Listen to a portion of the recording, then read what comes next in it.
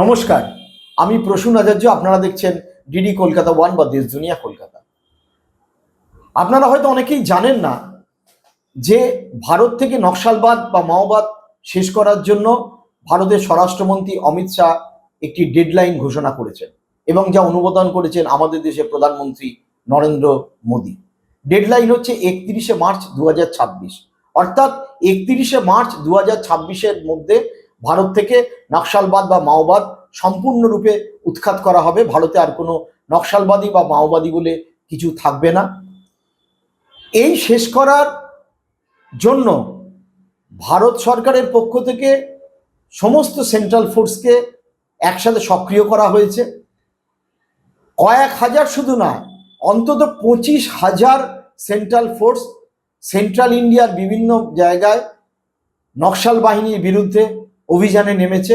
এক ভয়ঙ্কর অভিযান, মূলত সরাসরি এনকাউন্টার করে মারার অভিযান, ঘিরে ধরে মারার অভিযান, এবং তাতে ইন্ডিয়ান এয়ারফোর্সের হেলিকপ্টার ব্যবহার হচ্ছে, ড্রোন ব্যবহার হচ্ছে, একেবারে যুদ্ধকালীন। আমাদের আজকের আলোচনার বিষয়বস্তু হচ্ছে যে নকশাল মুক্ত ভারত গড়তে কি আদিবাসী, মহিলা, শিশুদের নির্বিচারে হত্যা করা হবে? এই কথাটা কেন আসছে? কারণ শেষ যে অভিযান চলেছে সেই অভিযানে যে 31 জন মারা গেছে 3 সপ্তাহ ধরে, যেটাকে সরকারের তরফে বলা হয়েছে, অমিত শাহ নিজে টুইট করে বলেছেন একজন সেন্ট্রাল ফোর্সেরও কেউ মারা যায়নি। 3 জন গ্রেহাউন্ডের যে প্যারামিলিটারির 3 জন মারা গেছেন তেলেঙ্গানায়।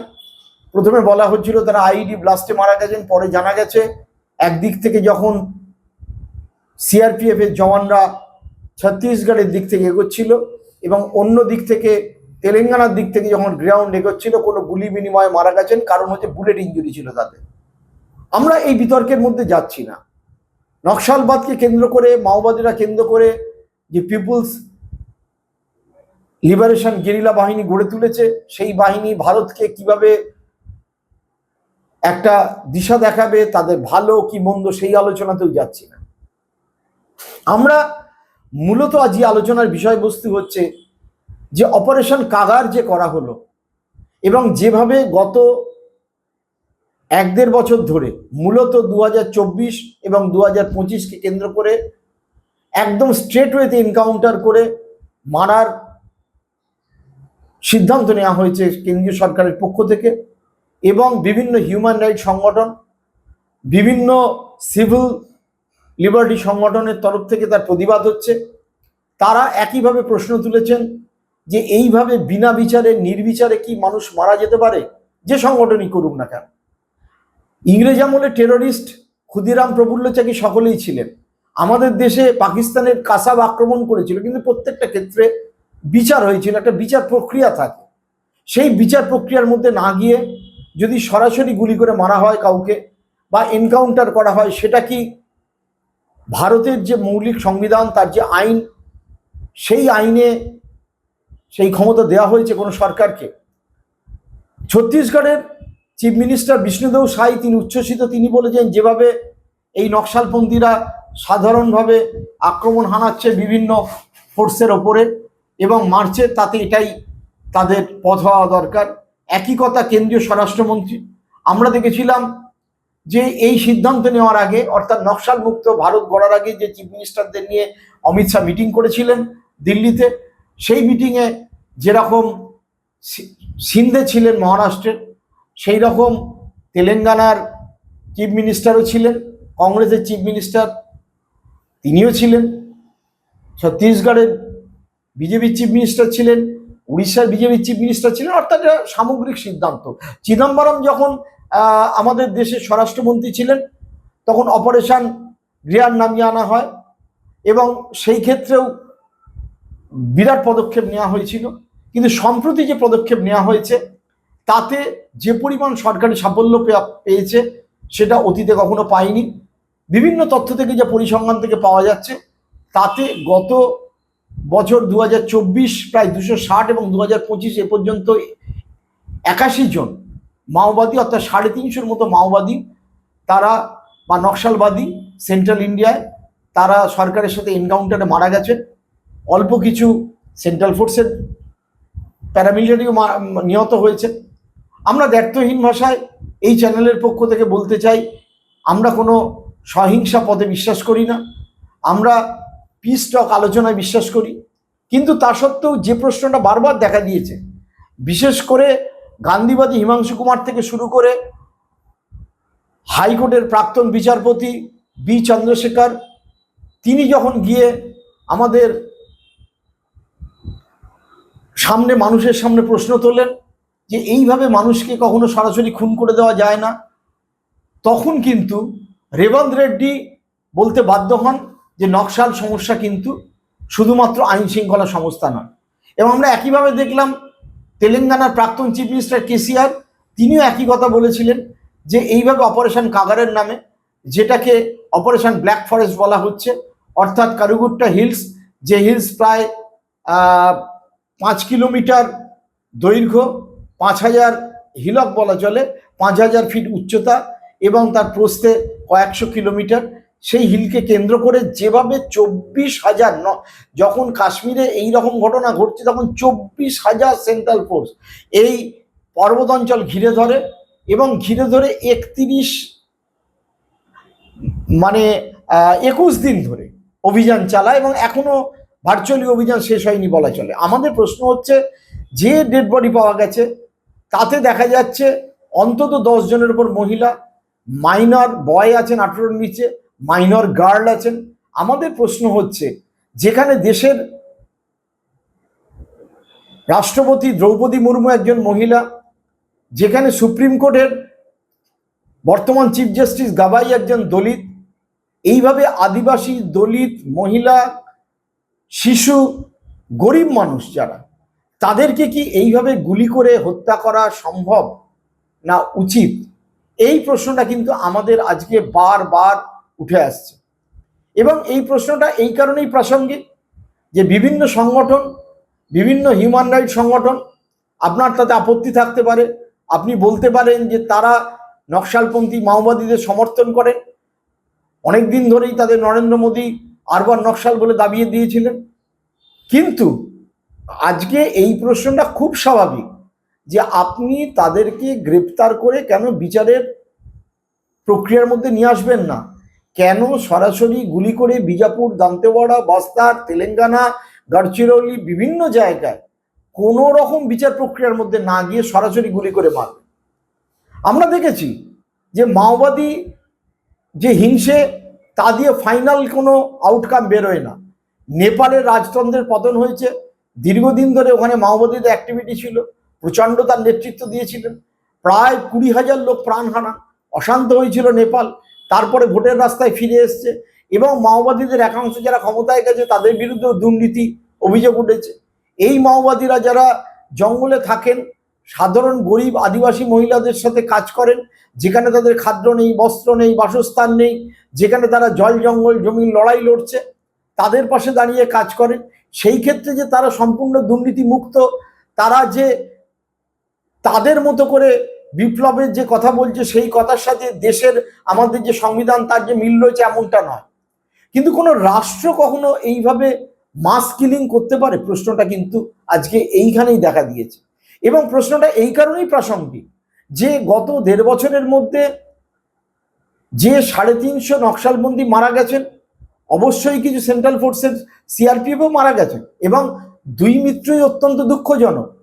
নকশালপন্থী মাওবাদীদের মৃত্যু যেরকম দুঃখজনক, সেরকম সেন্ট্রাল ফোর্সের মৃত্যু অত্যন্ত দুঃখজনক এবং সরকারের উচিত দুপক্ষের মধ্যে আলাপ আলোচনায় বসে সমস্যার সমাধান করা। কিন্তু সেই পথে তারা না গিয়ে তারা একধারে ঘিরে ধরে এইভাবে নিধনযোগ্য যেটা করছেন, সেটা কতটা জাস্টিফাইড নয়। এই কারণেই, কারণ আমরা দেখেছি শুধুমাত্র হাইকোর্টের প্রাক্তন chief justice B Chandrasekhar, professor Haragopal বা বিএসপির নেতা আনোয়ার খান, তারা যখন রেবন্ত রেড্ডির সাথে, তেলেঙ্গানার চিফ মিনিস্টারের সাথে মিটিং করলেন তারপর এবং তাদেরকে মেমোরেন্ডাম দিলেন, এই যখন চলছে, এই অভিযান যখন চলছে, তার মিড অফ দ্যাট অভিযান বারবার বললেন যেটা বন্ধ করা হোক, তখন কিন্তু কংগ্রেসের পক্ষ থেকে একাংশ সফট কর্নার দেখায়। কিন্তু আমরা কংগ্রেসের চরিত্রটা খুব পরিষ্কার নয়। ভূপেশ বাঘেল, যিনি এই অপারেশন কাগারের পরে ডেড বডি আনার পরে কিছু প্রশ্ন তুলেছিলেন যে তাদের আইডেন্টিফিকেশন হচ্ছে না, তারা কে মারা গেছে পরিবারের লোকেরা নিতে পারছে না, এবং তারা হতদরিদ্র, গরিব, আদিবাসী, জল খেতে পারে না, খাবার খেতে পারে না, এমন অঞ্চলে বাস করে, শিক্ষা নেই, বস্ত্র নেই, বাসস্থান নেই। সেটাকে কেন্দ্র করেই কিন্তু এই মাওবাদীদের উত্থান ঘটছে। কিন্তু তাকে দেখলাম যে বাস্তার এলাকায় গিয়ে প্রেস কনফারেন্স করছেন, আম গাছে হাত দিচ্ছেন। আমি কোনো রাজনৈতিক দলের পক্ষে বা বিপক্ষে বলতে আসিনি। মূল ভারতের যে সংবিধান, যে আইন, সেইটা কি এটা পারমিট করছে? কলকাতার রাজপথে দেখেছি আমরা এটা নিয়ে সাধারণ ছাত্রছাত্রীদের নামতে। আমরা অন্ধ্রপ্রদেশে দেখেছি, আমরা ছত্তিশগড়ে দেখেছি, আমরা তেলেঙ্গানাতে দেখেছি। সাধারণ মানুষ বারবার বলছেন এইভাবে ঘিরে ধরে মানুষকে মেরো না। এই নয় যে নকশালপন্থীদের কাছে কোনো অস্ত্র নেই, নিশ্চয়ই আছে, সিআরপিএফ সেগুলো উদ্ধারও করেছে। কিন্তু কোনো রাষ্ট্র বিনা বিচারে এনকাউন্টারে মারতে পারে কি পারে না, এই প্রশ্নটাই সবচেয়ে বড় হয়ে দেখা দিয়েছে।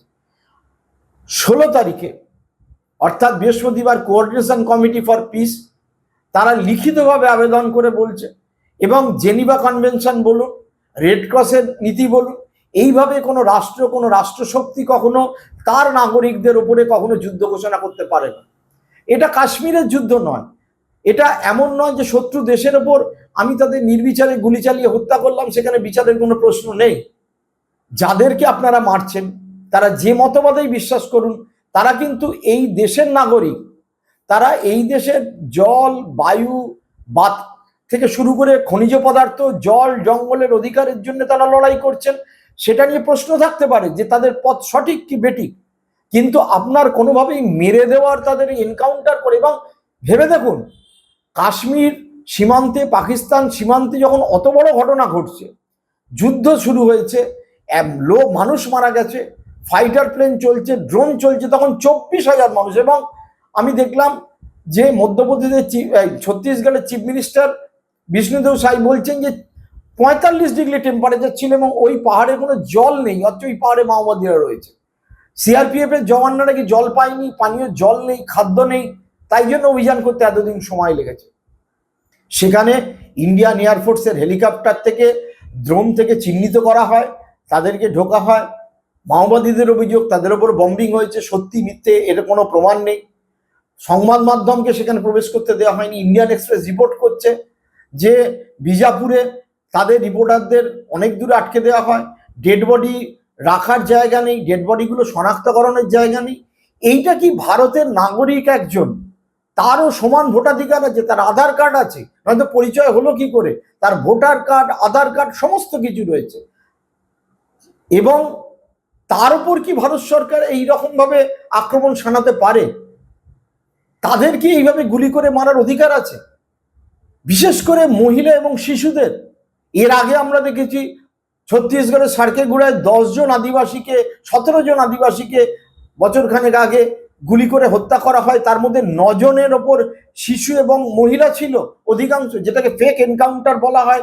একাধিকবার তার তদন্তের জন্যে দুয়ারে দুয়ারে ঘুরেছে, কিন্তু পায়নি। আসলে এই আদিবাসীরা, জনজাতি, আদিবাসী, গরিব মানুষ কোনো বিচার পায় না। তারা ভারতের মৌলিক অধিকারের কোনো স্বীকৃতি নেই। হতে পারে দ্রৌপদী মুর্মু রাষ্ট্রপতি পদে বসে আছেন, তাকে সম্মান করি তার লড়াইকে, কিন্তু তিনি ওই গরিব যে আদিবাসী বাস্তা, দান্তেওয়াড়া থেকে শুরু করে তেলেঙ্গানার অঞ্চলে বিস্তীর্ণ জল জঙ্গলের অধিকারের নিয়ে বাস করছে, নিয়মগিরি পর্বতের যারা লড়াই করছে, মালকানগিরিতে যে আদিবাসীরা লড়াই করছে, প্রতিদিন তাদের যে জীবন যাপনের লড়াই, সেই লড়াইতে সরকার কতটা সক্রিয়, সেই প্রশ্ন কিন্তু আজ উঠে আসছে। সরকারের কতটা আজকে স্বাধীনতার এতদিন বাদেও, স্বাধীন ভারতের 78 বছর বাদেও ন্যূনতম সুযোগ সুবিধে কতটা পেয়েছে, সেটা না পাওয়ার কারণে কতটা সমস্যার সৃষ্টি হয়েছে। আমরা সবসময় দেখি যে এই প্রশ্নগুলো যখনই মতাদর্শগতভাবে, অন্যদিকে কংগ্রেস যখন শাসন ক্ষমতায় আসে তখন অনেক সময় বিজেপি তুলেছে বা অন্য দল তুলেছে, আর বিজেপি যখন ক্ষমতায় রয়েছে তখন কংগ্রেস তুলেছে। কিন্তু মূলত ভারতের যে রাজনৈতিক দলগুলো যেভাবেই হোক না কেন ক্ষমতায় আসে, তারা কিন্তু এই প্রশ্নগুলোকে কখনো সেভাবে প্রাধান্য দেয়নি। আমাদের আজকের আলোচনার মূল কিন্তু বিষয়বস্তু ছিল একটাই, সেটা হচ্ছে এইভাবে মহিলা এবং শিশুদের হত্যার অধিকার ভারত সরকারের কিন্তু নেই। স্বরাষ্ট্রমন্ত্রী বলতে পারেন আর 31শে মার্চের মধ্যে 2026 নকশাল নিধন করে শেষ করব। হ্যাঁ, নিধন করাটা কি ভারতের নাগরিকদের এইভাবে এনকাউন্টারে গুলি করে মারার কোনো অধিকার কোনো রাষ্ট্র ব্যবস্থার, কোনো ওয়েলফেয়ার স্টেজে, কোনো কল্যাণকামী রাষ্ট্রের কি রয়েছে? নেই। এটাই হচ্ছে বাস্তব কথা। এটা বিদেশি নাগরিক কিন্তু তারা নয়, বারবার একই কথা বলছি। নিশ্চয়ই আপনাদের যে বাহিনীর ওপর যারা সশস্ত্র আক্রমণ করছেন তার জবাব দেওয়ার অধিকার রয়েছে, কিন্তু 24,000 মানুষকে নামিয়ে তাদের শনাক্তকরণ করা যাচ্ছে না, ঘিরে ধরে ইন্ডিয়ান এয়ারফোর্সের হেলিকপ্টার ব্যবহার করে মহিলা শিশুকে নির্বিচারে হত্যা করার অধিকার রয়েছে কি রয়েছে না, এই প্রসঙ্গটাই আজকে সবচেয়ে বড় প্রাসঙ্গিক হয়ে দাঁড়িয়েছে। ভারত সরকারকে এবং স্থানীয় বিভিন্ন সরকারকে আজকে এই বিষয়টা মাথায় রাখতে হবে। একই সঙ্গে শান্তি আলোচনার যে প্রক্রিয়া, তাতে মাওবাদীদের অংশগ্রহণ করতে হবে, কারণ এই হিংসার কিন্তু কোনো শেষ নেই। সেই প্রক্রিয়ার মধ্যে সরকারকেও অংশগ্রহণ করতে হবে এবং সামগ্রিকভাবে যাতে এই বিস্তীর্ণ এলাকায় গরিব মানুষ, আদিবাসী মানুষ, জনজাতি মানুষ শান্তিপূর্ণভাবে বাস করতে পারে, তার পথ খোঁজাই হচ্ছে আগামী দিনের লক্ষ্য। আবারও বলি, ভারতের রাষ্ট্রপতি একজন মহিলা এবং তিনি আদিবাসী, দ্রৌপদী মুর্মু। আদিবাসী মহিলা এবং শিশুদের নির্বিচারে হত্যা যেভাবেই হোক বন্ধ করা উচিত, বন্ধ করতেই হবে। এই দাবিতে সাধারণ মানুষকে সোচ্চার হতে হবে। এই বলে সকলকে ধন্যবাদ জানিয়ে আজকের এপিসোড শেষ করলাম। ভালো থাকবেন, চ্যানেলটি সাবস্ক্রাইব করবেন, লাইক, শেয়ার, কমেন্ট করবেন। নমস্কার।